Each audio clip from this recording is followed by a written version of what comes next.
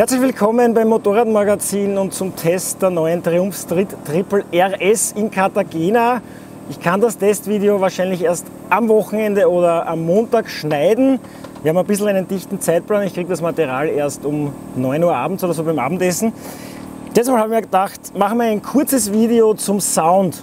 Triumph verspricht nämlich trotz Euro 5 einen besseren Sound. Allerdings ist trotz Euro 5 falsch formuliert, denn für die Lautstärke gilt Euro 5 noch nicht, sondern für die Abgase. Wir haben aber trotzdem auch einen besseren Durchfluss. Es wurde ja auch am Motor gearbeitet, es wurde alles ein bisschen verfeinert, ein bisschen schärfer.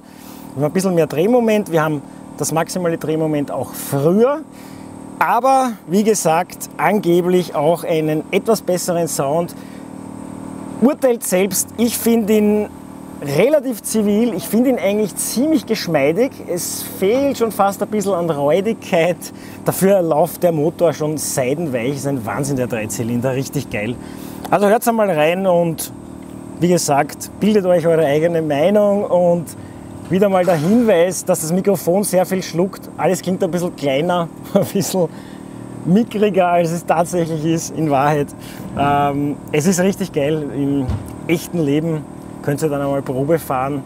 Ab Dezember, glaube ich, ist das Motorrad dann sogar schon beim Händler. Auf der EICMA werden wir es uns auch noch mal genauer anschauen. Da steht dann auch die andere Farbe dort. Also, ich möchte euch nicht länger aufhalten. Sperrt eure Lauscher auf.